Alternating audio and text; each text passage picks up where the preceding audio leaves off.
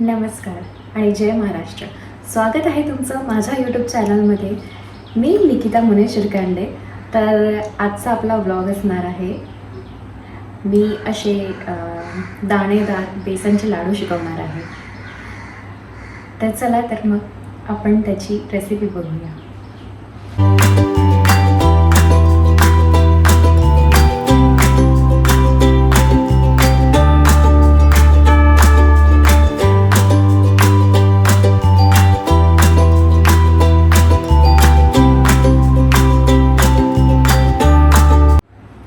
अर्धा किलो बेसन घेतलं आहे आपण इथे आणि वाटीपेक्षा जास्त वाटीपेक्षा जास्त आपण तूप घेतलं आहे इथं. मी इथे पिठी साखर करून घेतली आहे. त्याऐवजी तुम्ही जर का तुम्हाला मार्केटसारखे लाडू हवे असतील, जसे रेस्टॉरंटमध्ये बेकरीमध्ये बनतात, तर ते लोक बत्ताशे वापरतात. बत्ताशेचा एकदम फाईन पेस्ट करून, जेणेकरून त्याची साखर जी असते आपल्याला थोडीशी दरदरी लागते. त्याच्यामुळे तो लाडू आपण खाताच आपल्या तोंडामध्ये वेळ घालतो. त्याची ते ट्रिक असते. म्हणून आपण पिठी साखर घेतली आहे. आणि हे जे बेसन आहे ते पॉकेटचं नाही आहे, हे घरचं बेसन आहे. त्याच्यामुळे इथे पण एक ट्रिक करूया आपण. पॉकेटच्या बेसनाचे जे लाडू असतात ते अक्षरशः असे असतात की आपल्याला त्याला आपोआप ते विरघळणारे बनतात. का बरं? कारण की बेकरीमध्ये तर हे लोक जाऊन चणा डाळ वगैरे पिसून वगैरे तर नाही बनवणार, ते तर पॉकेटचाच यूज करतात. पण आपण इथे घरच्या बेसनाचं कसं एकदम बेकरीसारखे लाडू कसे बनवतो हे आपण आज शिकणार आहोत. सोबत मी बदाम, जे पण तुम्हाला ड्रायफ्रूट्स हवे आहेत ते तुम्ही पिसून घेऊ शकता. पिसून घ्या किंवा जशी तुम्हाला ज्या शेपमध्ये कट करायची आहे. आणि थोडीशी विलायची पावडर घेतली आहे. तर चला तर मग आपण सुरुवात करूया आपल्या बेसन लाडूसाठी. तर इथे मी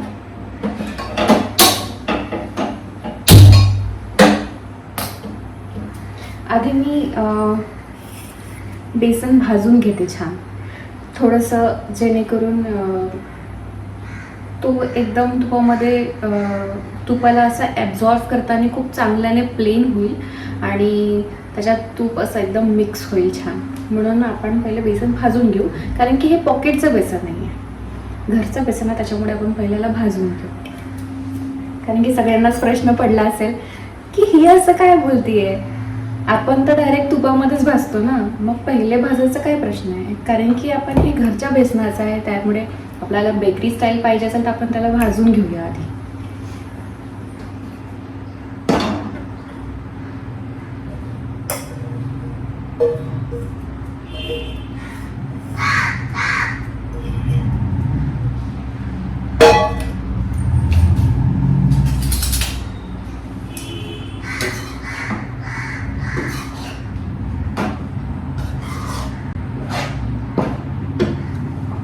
मी हे बेसन लाडू बनवायच्या आधीच मी त्याला चाळणीने चाळून घेतले होते.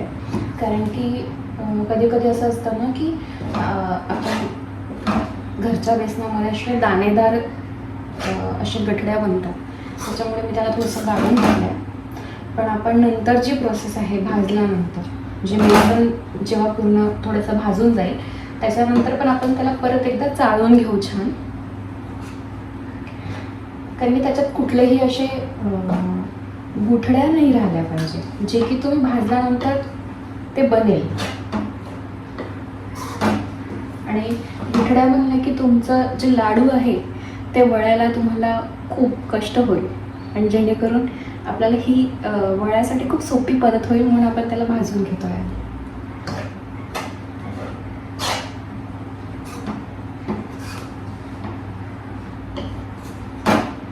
आणि मी एक गोष्ट नोटीस केली आहे, जसं बघायला गेलं, सगळेजण मेहनत करतात, आपल्या आपल्या परीने मेहनत करतात, ज्यांना जे जमतं ते करतात. पण इथे गोष्ट अशी असते की आपण एखादा माणूस मेहनत करतोय आणि तुम्हाला त्याची मेहनत बघायला पण आवडते. तुम्ही त्या मेहनतीला बघताय पण सोडून देताय. त्याच्या कष्टाचं थोडंसं चीज झालं पाहिजे की नाही, तेव्हाच तर आम्हाला पण बनवायला आणि तुम्हाला पण बघायला फारच आवडेल. तर म्हणून व्हिडिओ सुरुवात करायच्या आधीच चॅनलला सबस्क्राईब करा आणि भरभरून प्रेम द्या. चॅनलच्या हर व्हिडिओला लाईक करत जा. आणि तुम्हाला हवे असतील कुठले व्हिडिओ तर तुम्ही मला कमेंट करून पण सांगू शकता की नाही तू हे व्हिडिओज बनव, आम्हाला हे बघायला जास्त आवडेल. याला जास्त भाजायचं नाही आहे, थोडंसं फक्त भाजून घ्यायचं आहे. तर मी इथं गॅस बंद करून याला थोडं थोडं करून चाळून घेते.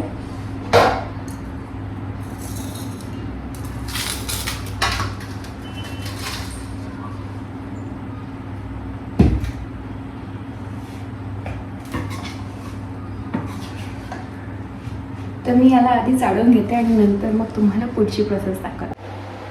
मी बेसन आता चाळून घेतलं आहे छान, जेणेकरून त्याचे जे दरदरे थोडेसे दाणे होते ते सगळे पार्टेशन अलग केलं आहे आणि आता ते फार असं प्लेन असं झालेलं आहे. तर मी कढी तापवायला ठेवली आहे, त्याच्यामध्ये लगेच मग आपण साजूक तूप घालूया.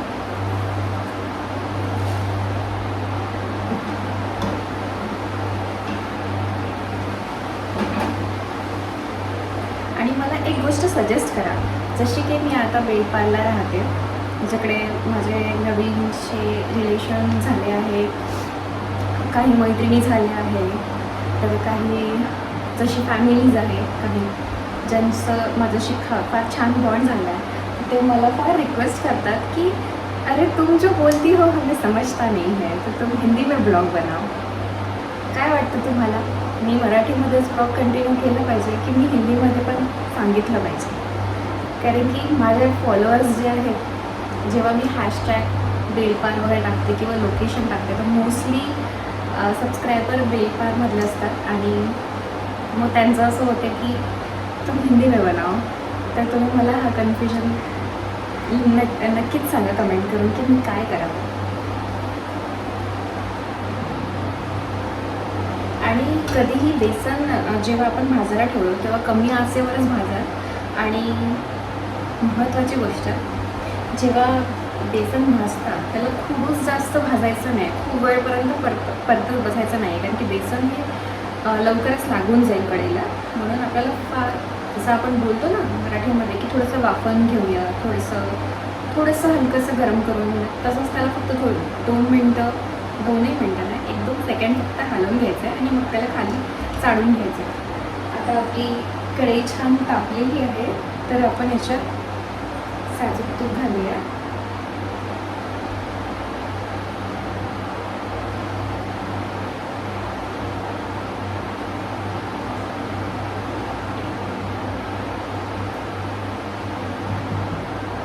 तुम्हाला दिसत असेल साजूक तुपाचा कलर असा ब्राउनिश आहे. मोस्टली ज्या लेडीज रेसिपीज शिकवतात किंवा रेसिपीज बनवतात आणि तुम्ही सगळ्यांपर्यंत पोचवतात, त्या मला तरी बघायला फार आवडतात. पण त्याच्यात जे त्या तूप यूज करतात ते ॲक्च्युली घी पॉकेटमध्ये आलेलं असतं आणि हे घरचं आहे, जे लोणी घेऊन तयार केलेलं असतं, हे घरचं आहे. त्याच्यामुळे जेव्हा आपण तूप लावतो त्याचा कलर थोडासा ब्राउनिश होतो आणि रेडीमेड तुपाचा कलर हा येलो असतो. थोडंसं तूप गरम झालं की आपण लगेच बेसन टाकून त्याला छान एकजीव करून घेऊया की त्याच्यात पूर्ण आपलं तूप मिक्स झालं पाहिजे छान. माझा थोडासा आवाज तुम्हाला जर का कमी येत असेल तर थोडंसं सांगाल मला. आता तूप छान बऱ्यापैकी तावलं आहे, तर आपण त्याच्यात हळूहळू बेसन घालूया आणि मिक्स करूया.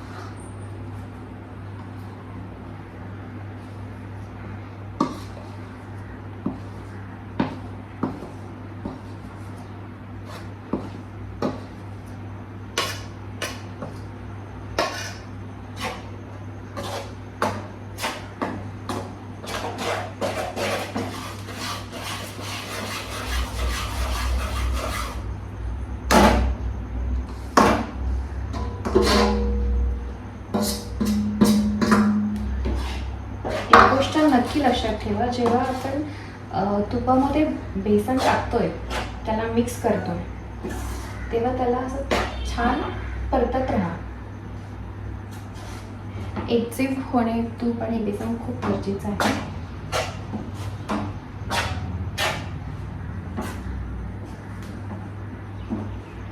आणि कधी कधी जेव्हा आपण तूप टाकतो तूप टाकल्यानंतर आपण आता बेसन टाकलं आहे आणि बेसन टाकल्यावर आपल्याला लगेच असं जाणवतं की अरे बापरे, तूप थोडंसं कमी पडलं. कारण की आपल्याला तो भाग ओलसर दिसत नाही किंवा तो एकजीव होताना दिसत नाही. पण कधीही त्याला तूप कमी झालं म्हणून तूप त्याच्यात परत टाकू नये. कारण की जेव्हा बेसन भुनतं त्याच्यात ऑलरेडी तो तूप सुटायला चालू करतं. ते जेव्हा मिक्स होतं तेव्हा तो छान कलर पण येतो. तुम्ही हे ऑब्झर्व करा, तुम्हाला पण कळेलच. म्हणून काही गरज नाही की तुम्ही वरतून तूप वगैरे ॲड कराल. त्यातच सगळं होऊन जाईल. जे तुम्ही माप घेतलं आहे त्यामुळेच होऊन जाईल. तुम्हाला वरतून टाकायची काहीही एक गरज नाही.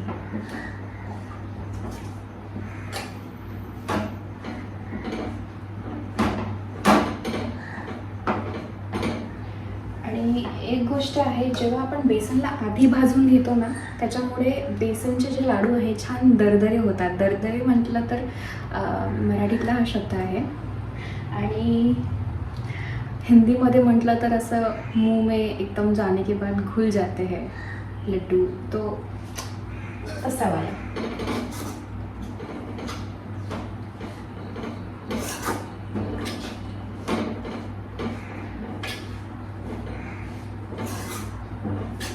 आणि प्लीज असं काही तुम्ही करू नका की तुम्ही माझे व्हिडिओज बघताय, तुम्ही मला प्रेमही करताय, तुम्हाला माझे व्हिडिओज पण आवडत आहे, पण तुम्ही लाईक नाही करत आहे. व्ह्यूज फक्त व्ह्यूज होऊन राहिले आहे, लाईक नाही करताय. असं थोडी होणार आहे.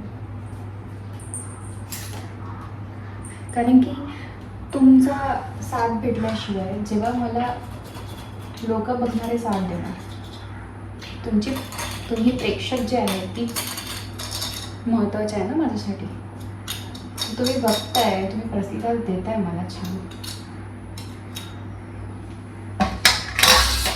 तेव्हाच मला एनर्जी येईल की मी छान नवीन नवीन व्हिडिओज घेऊन तुमच्यासमोर येईल. छान छान नवीन काही गोष्टी शेअर करेल तुमच्यासोबत आणि अजून मेहनत करेल, अजून लवकर लवकर व्हिडिओज टाकेल. बघा, तसं मी बोलले होते की तूप कमी पडलं तर आपण जास्त टाकतो. आता माझ्या बेसनाला हलका छान असा कलर यायला चालू झाला. मला हलकं तो तूप सुटणं चालू झालं. म्हणजे मला तरी आता गरज नाही वाटत की मी एक्स्ट्रा तूप त्याच्यात घालायला हवं.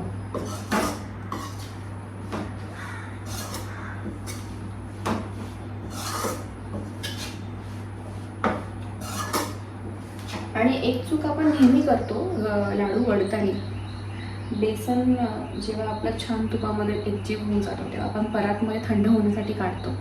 ठीक आहे, पण जेव्हा थंड होण्यासाठी काढतो काही लेडीज असं करतात की त्याला अजून निवांत थंड होऊ देतात, मग त्याच्यात साखर मिक्स करतात किंवा थोडी पाक करतात. पण असं नाही करायला पाहिजे. कारण की ते मिश्रण जितकं थंड होणार तितके लाडू वळायला तुम्हालाच त्रास होणार. त्याच्यामुळे इतकं पण थंड होऊ देऊ नका.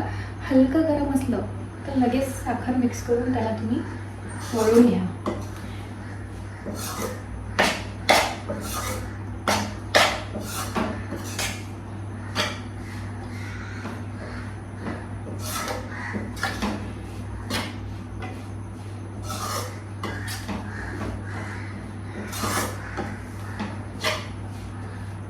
तर आपण भुनताच त्याच्यासोबत बदाम पण टाकूया, कारण की ते त्याच्यासोबतच रोस्ट होऊन जाईल आणि मिक्सअप होऊन जाईल.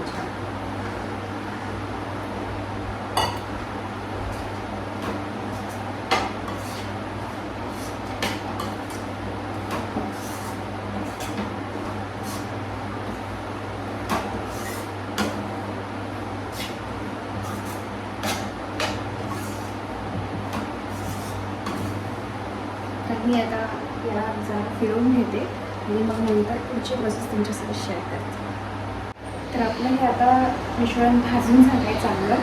त्याला आपण परातीत काढून थोडंसं थंड करून ठेवूया. थंड म्हणजे एकदम पण नाही, परातीत काढूया त्याला पहिला.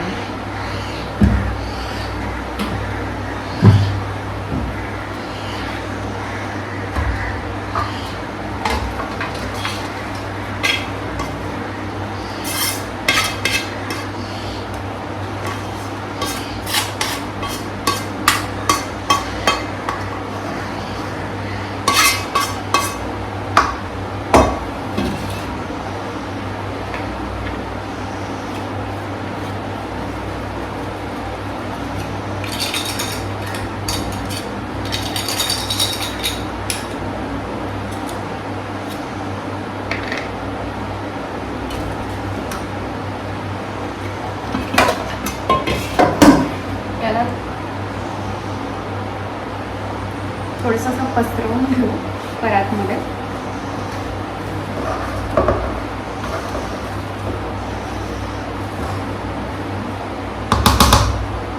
आणि परातमध्ये टाकल्यानंतर लगेच इलायची पावडर आपण टाकून देऊ त्याच्यावर. मिक्स नाही करायचं आहे, पहिले टाकून ठेवू थोड्या वेळेसाठी.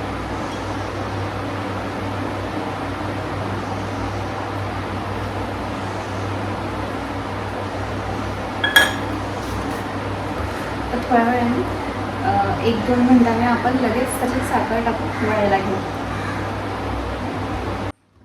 तर आता या लाडूचं जे मिक्स आहे आपलं ते बऱ्यापैकी थोडंसं थंड झालेलं आहे.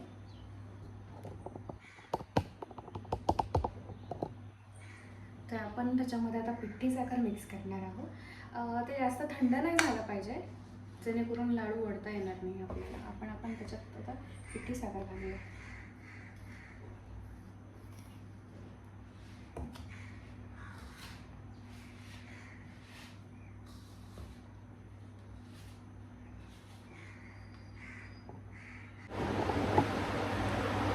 मी लाडू वळायला घेतले आहे. तर कधी पण एक गोष्ट लक्षात ठेवायची, लाडू वळताना लाडूचा जो वळण्याचा भाग आहे तो लंबुरका ठेवायचा, म्हणजे त्याला लांब लांब वळायचं. का बरं? कारण की आपण एखाद्या डब्यात जेव्हा ठेवतो त्याला तेव्हा ते एकदम चापा ठेवून, कारण की तूप तर त्याचं असं निघं जातं, सूप सोडतं ना लाडू, तूप सोडतं काही दिवसानंतर. तूप सोडतं त्याच्यामुळे तो मग डब्यातल्या डब्यात तो बसून तुटून जातो. त्याच्यामुळे त्याला असं लंबुरका वळायचं.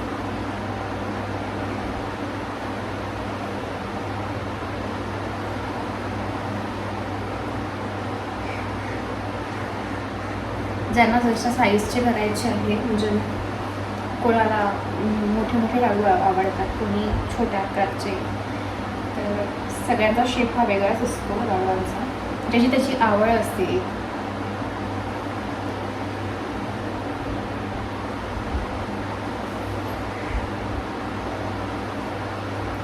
हे बघा, असे आपले लाडू बनून तयार झालेले आहे.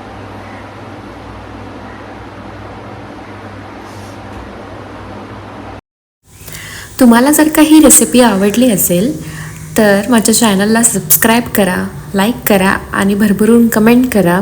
बेल आयकॉनला नक्की प्रेस करा जेणेकरून पुढचे काही व्हिडिओजचे अपडेट तुम्हाला लगेच मिळेल. धन्यवाद. जय महाराष्ट्र.